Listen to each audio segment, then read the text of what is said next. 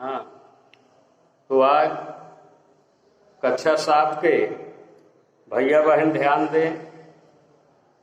सामाजिक विज्ञान के अंतर्गत अगला पाठ विषय वस्तु के अंतर्गत अगला पाठ जो आगे के लिए नया पाठ है, पाठ 10 वायु दाब और पवन। जैसा कि आपको मालूम है, पिछले पाठ में अपन तापमान के बारे में पढ़ चुके हैं। तापमान से जुड़ी हुई आवश्यक जानकारियां जान चुके हैं। अब आगे हम आज वायु दाब और पवन के बारे में जानेंगे, समझेंगे कि वायु दाब क्या है, किस प्रकार से धरातल पर इसका प्रभाव पड़ता है। तो जैसा कि हम आप जानते हैं, वायुमंडल की संरचना व तापमान वायु दाब और पवन आधारित होता है।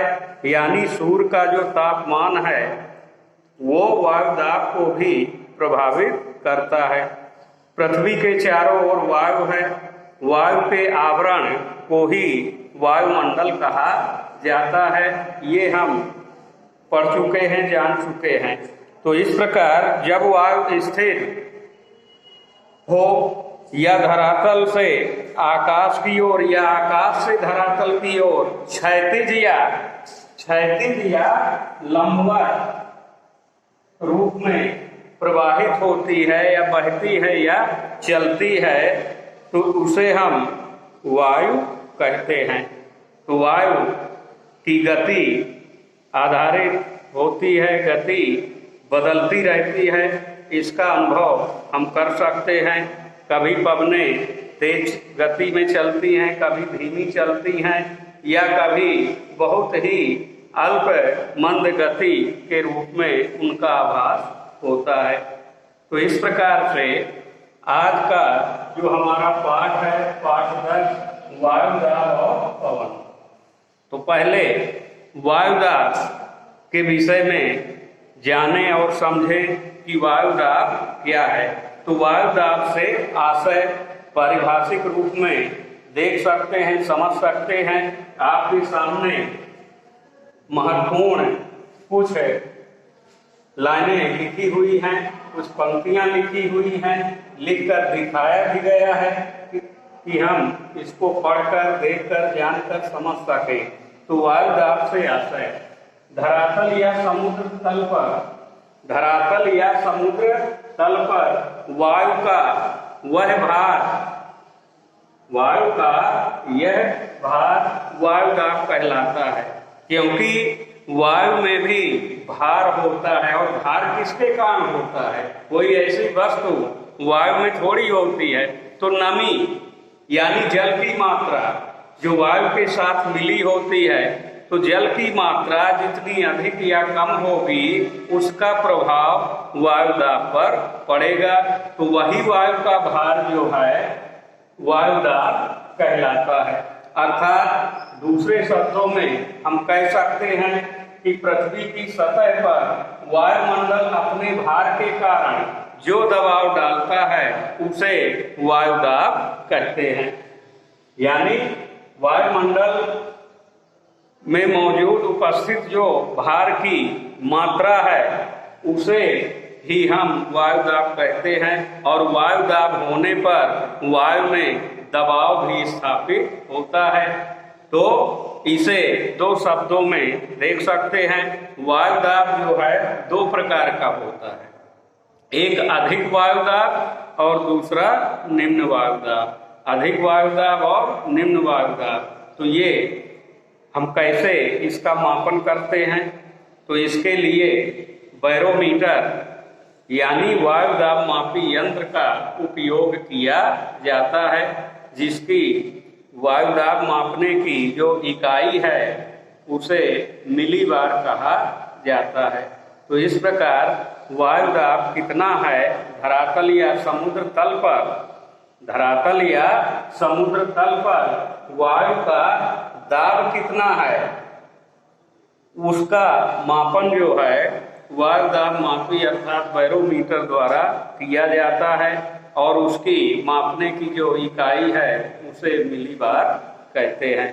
जैसा कि पुस्तक में वायुदाब मापी यंत्र को, बैरोमीटर को दिखाया गया है, विद्यार्थी अपनी पुस्तक से चित्र जो बना हुआ है इस यंत्र का उसे देखकर समझ सकते हैं कि किस प्रकार से इसकी सहायता से हम वायुदाब माप सकते हैं, देख सकते हैं, समझ सकते हैं।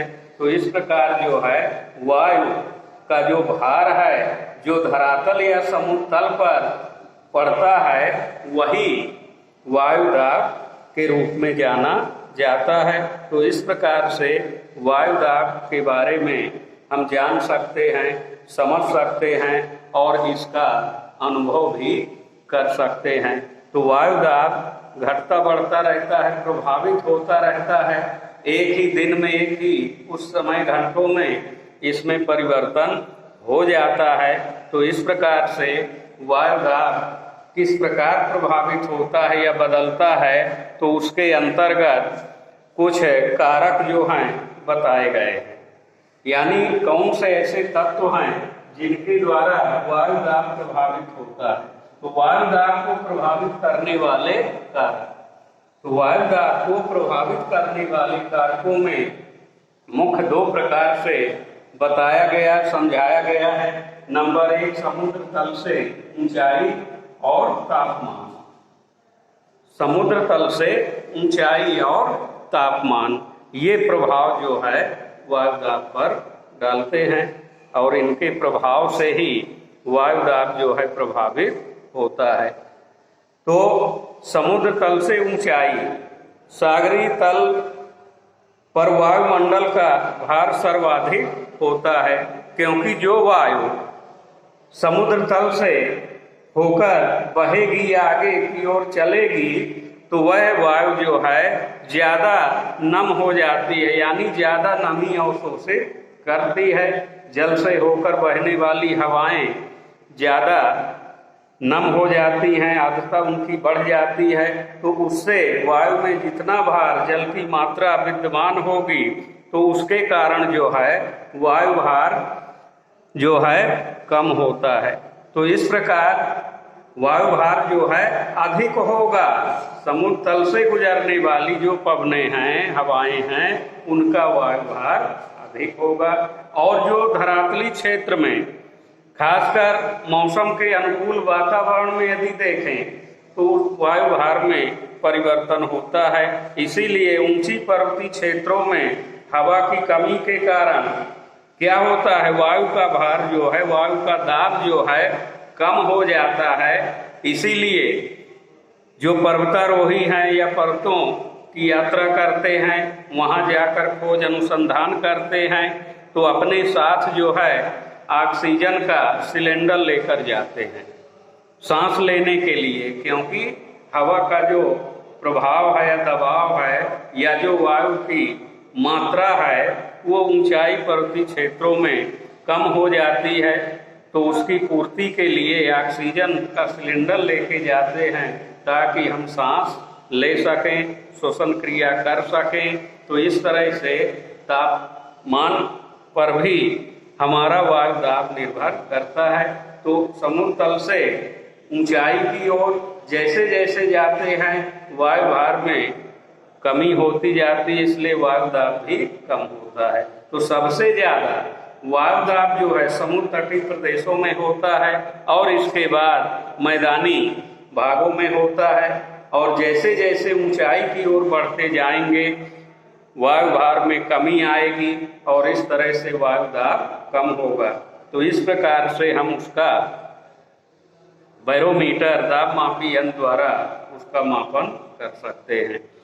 तापमान, दूसरे क्रम में तापमान भी प्रमुख भूमिका में होता है वायु दाब के अंदर, क्योंकि तापमान जिस प्रकार घटता बढ़ता है उसी प्रकार वायु दाब में भी अंतर आता जाता है। तो इस प्रकार से सूर्य का तापमान ही प्रमुख है। तापमान शब्द यदि आता है तो प्राकृतिक रूप से सूर्य ही उसका केंद्र बिंदु है। तो तापमान के बढ़ने पर हवा में फैलने के कारण हवा हल्की होकर ऊपर की ओर उठने लगती है, इधर ऊपर की ओर। हल्की हवा जो है ऊपर उठेगी और भारी हवा क्षैतिज अवस्था में धरातल के संपर्क से होकर आगे बढ़ेगी। तो इस प्रकार हवा में फैलने के कारण, यानी जब तापमान बढ़ेगा तो हवा जो है हल्की होगी, शुष्क होगी, तो ऊपर की ओर उठती हुई प्रतीत होगी, जिसका वायुभार कम हो जाता है। इसके विपरीत तापमान के कम होने पर वायु भारी हो जाती है और वायु दाब भी अधिक हो जाता है।